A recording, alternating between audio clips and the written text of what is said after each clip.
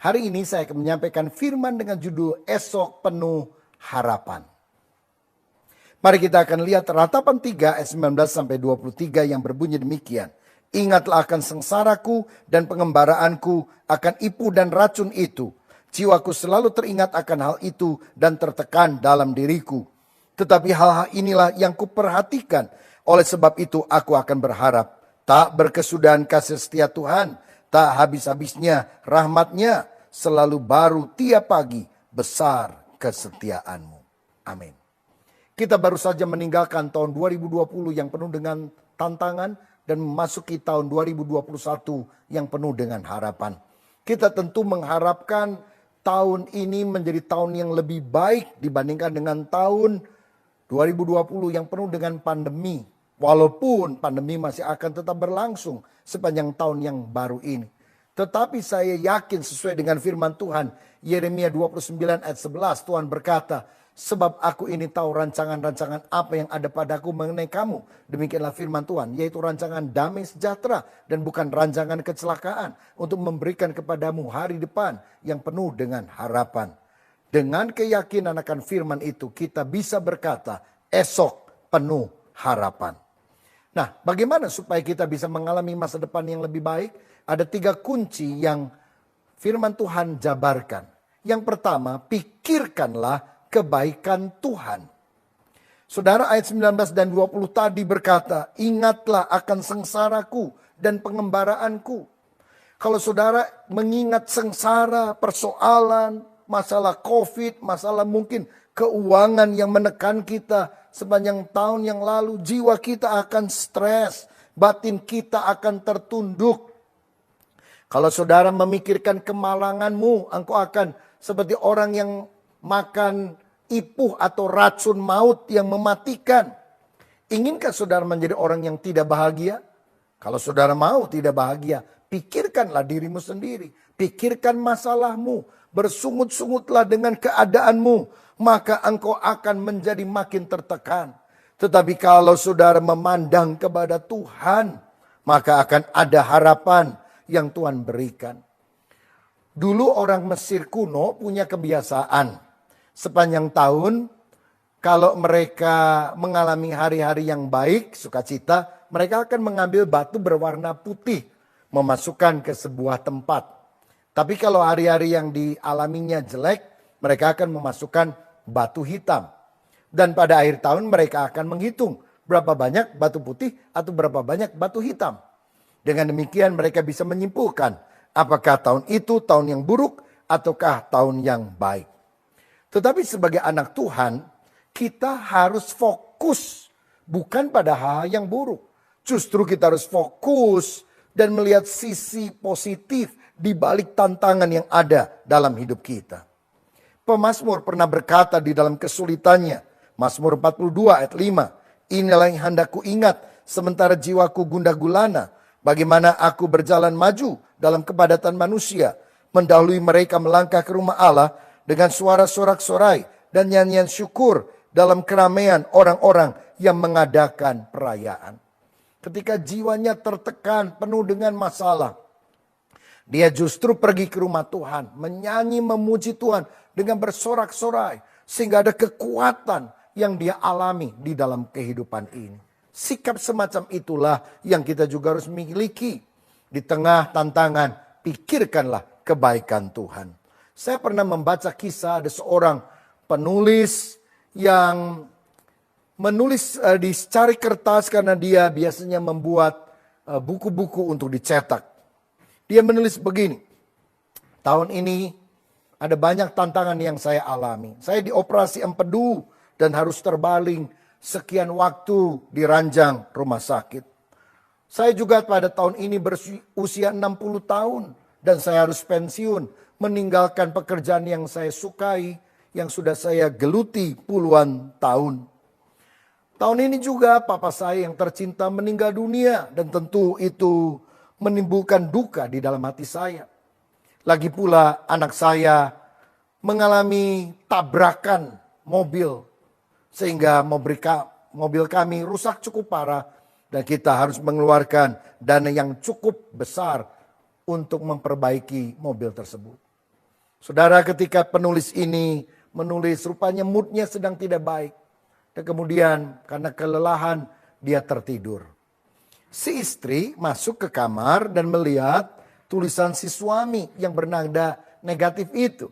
Dia mengambil secari kertas yang lain dan dia menulis peristiwa yang sama dengan versi yang berbeda. Dia berkata, tahun ini saya dioperasi empedu dan bersyukur saya bisa melakukan itu sehingga saya terbebas dari rasa sakit yang bertahun-tahun seringkali membuat saya tidak bisa bersukacita. Tahun ini saya juga pensiun sehingga saya punya banyak waktu untuk fokus menjadi seorang penulis yang buku-bukunya makin banyak dan tulisannya makin produktif. Tahun ini papa saya meninggal usia 95 tahun. Dan saya bersyukur dia panjang umur, kenal Tuhan, dan juga mati tidak menderita karena cepat sekali prosesnya. Tahun ini anak kami mengalami kecelakaan mobil. Mobilnya rusak parah, tapi dia selamat. Dan kita bersyukur tahun ini sungguh tahun yang sangat baik. Saudara sekalian, ada dua orang yang menulis. Yang satu intinya tahun ini tahun yang sangat buruk penuh masalah. Tapi istrinya menulis tahun ini tahun yang sangat baik. Karena dia melihat dari perspektif yang berbeda. Itu sebabnya jangan hitung terlalu banyak batu hitam seperti yang dilakukan orang Mesir. Tapi hitunglah lebih banyak batu putih tentang berkat Tuhan. Alkitab tadi berkata, jiwaku tertekan ketika mengingat sengsara itu.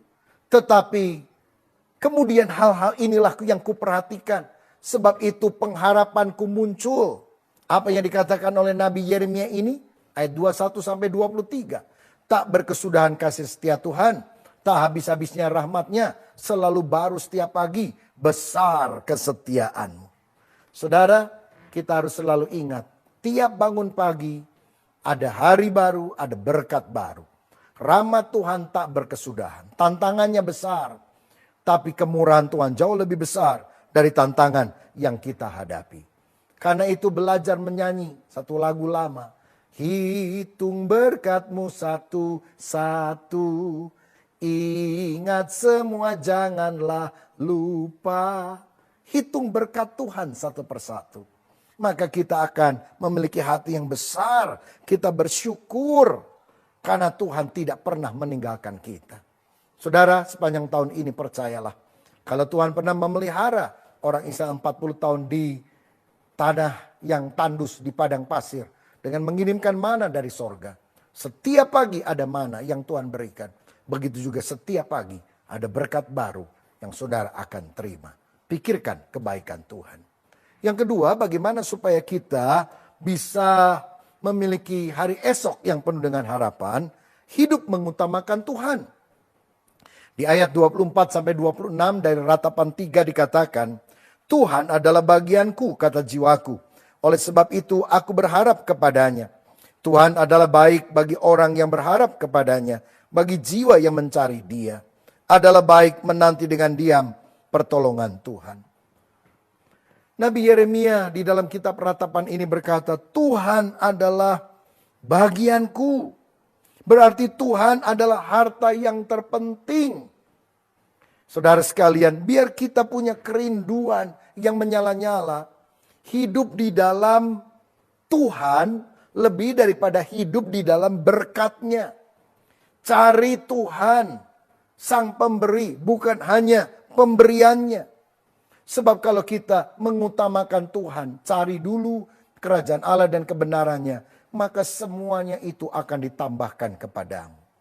Daud pernah berkata dalam Mazmur 27 ayat 4, satu hal telah kuminta kepada Tuhan, itulah yang kuingini, diam di rumah Tuhan sepanjang umur hidupku, menyaksikan kemurahan Tuhan, menikmati bait-Nya.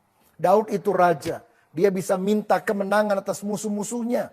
Dia bisa minta kejayaan yang panjang bagi dia dan keturunannya. Tapi bukan itu yang dia minta. Yang dia minta justru adalah diam di rumah Tuhan. menikmati kebaikan Tuhan. Dan Tuhan mengabulkan doanya. Daud menjadi orang yang hatinya berkenan kepada Allah. Lagi pula keturunan Daud, tahta kerajaannya akan tinggal tetap. Saudara-saudara, Paulus juga pernah berkata, yang ku kehendaki ialah, apa yang dia inginkan? Mengenal dia dan kuasa kebangkitannya dan persekutuan dengan penderitaannya. Ini menunjukkan kerinduan yang makin intim dengan Tuhan.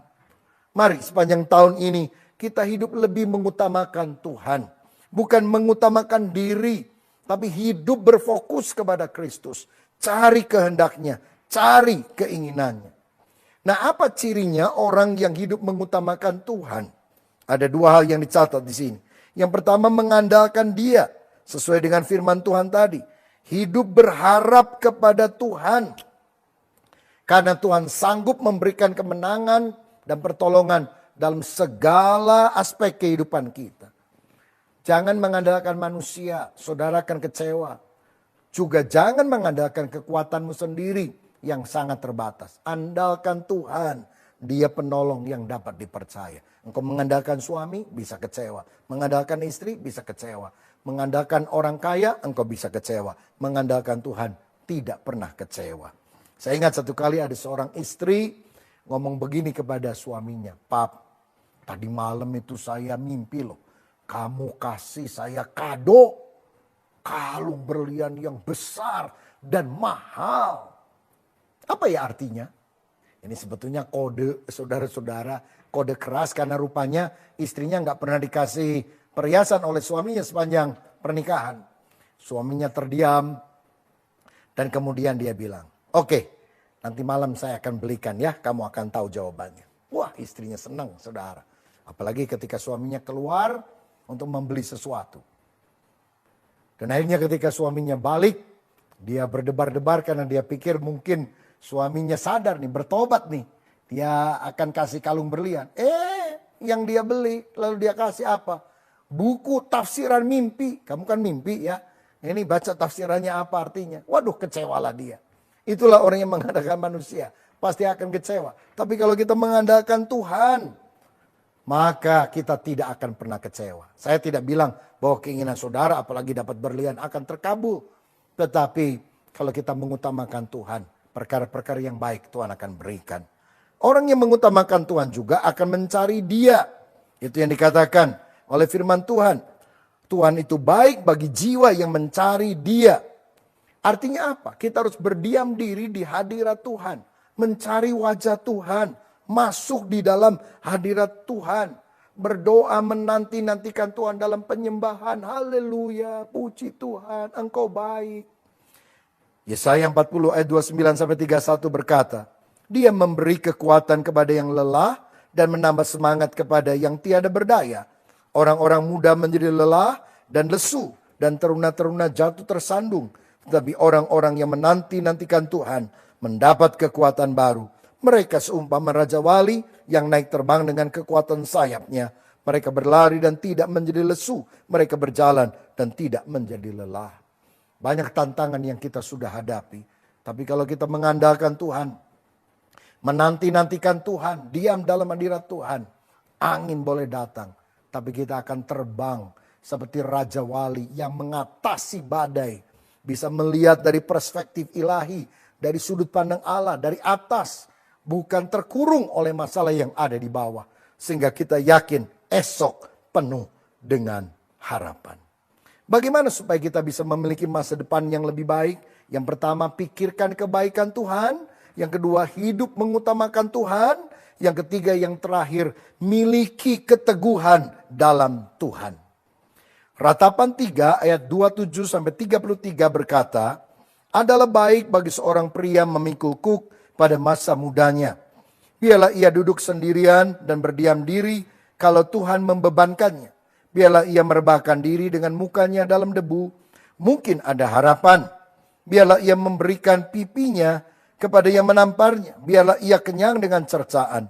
Karena tidak untuk selama-lamanya Tuhan mengucilkan. Karena walau ia mendatangkan susah, ia juga menyayangi menurut kebesaran kasih setianya.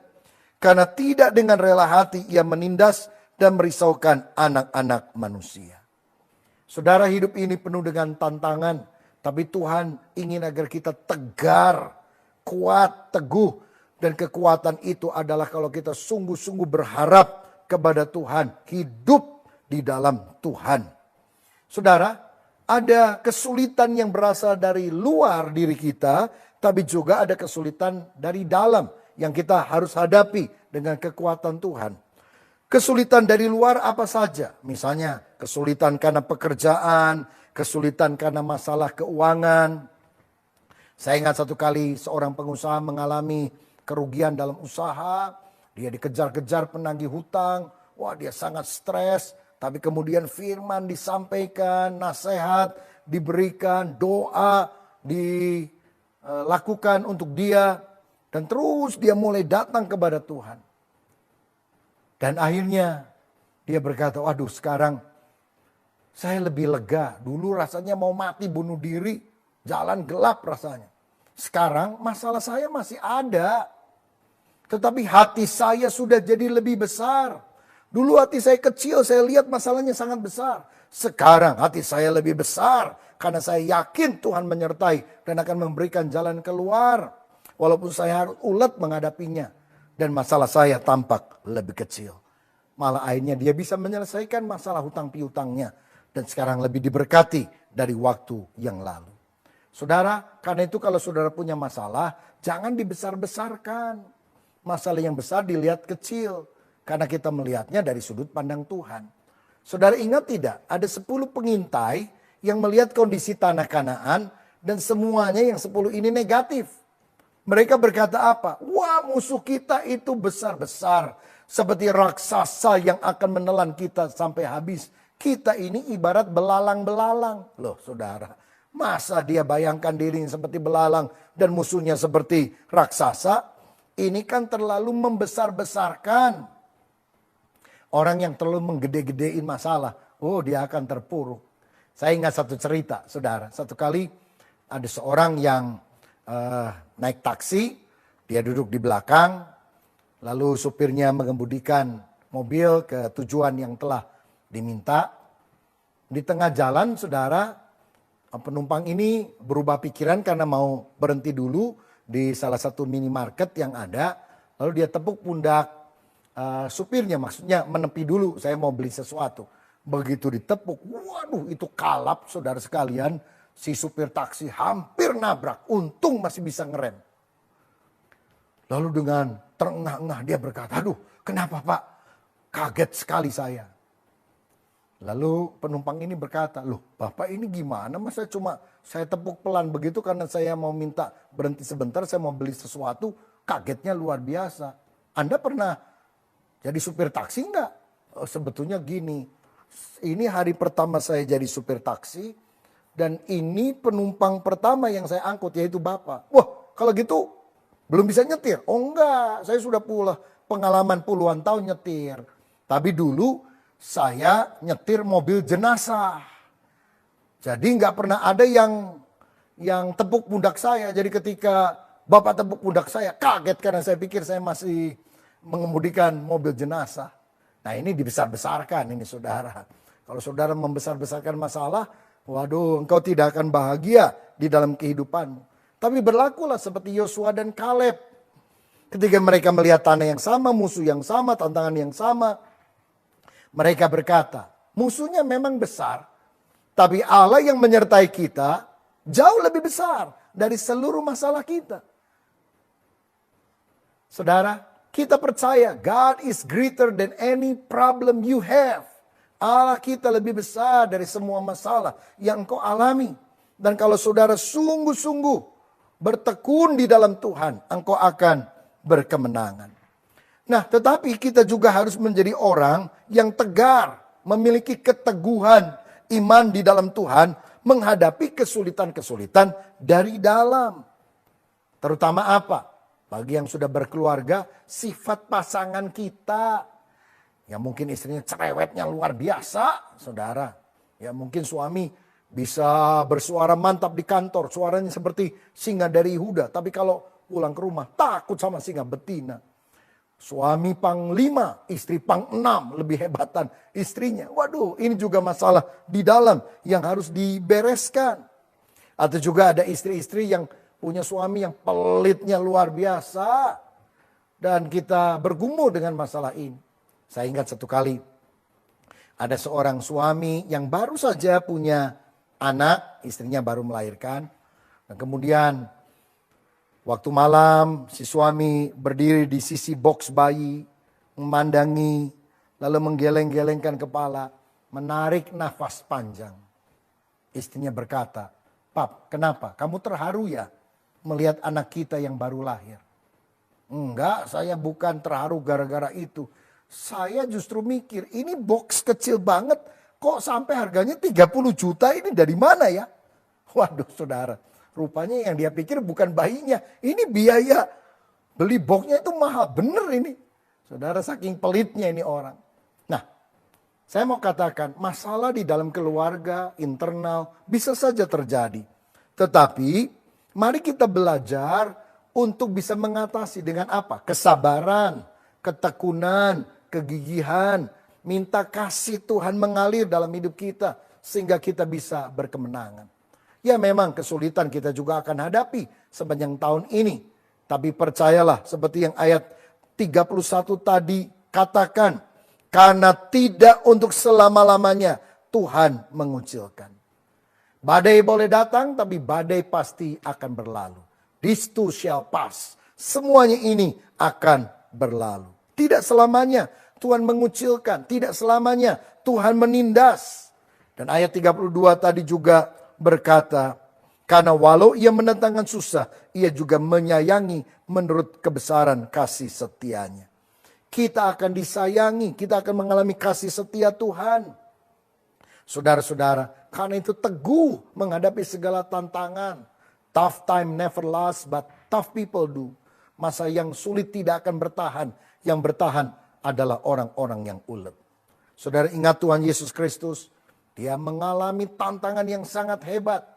Dicaci maki, dicambuk, bahkan disalibkan. Oh, lebih besar kesulitannya daripada kita. Tetapi karena dia bertekun sampai akhirnya.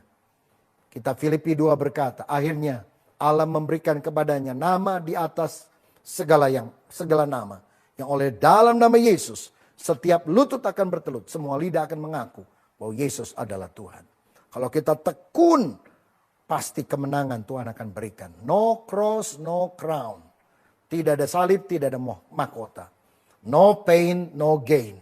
Tidak ada kesakitan, penderitaan, maka tidak ada keberuntungan, kemenangan yang kita dapatkan.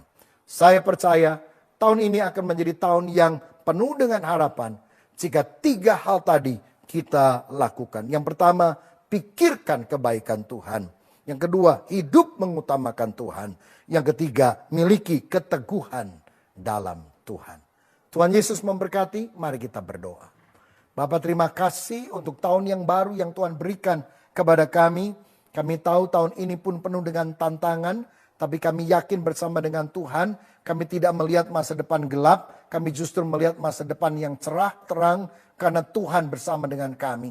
Jika Tuhan di pihak kami, siapa yang akan berani melawan kami? Dengan Allah, kita lakukan perbuatan gagah perkasa, karena dia sendiri akan menginjak para lawan kita. Terima kasih Bapa Surgawi, kami mengucap syukur di dalam nama Tuhan Yesus Kristus. Haleluya. Amin. Tuhan Yesus memberkati.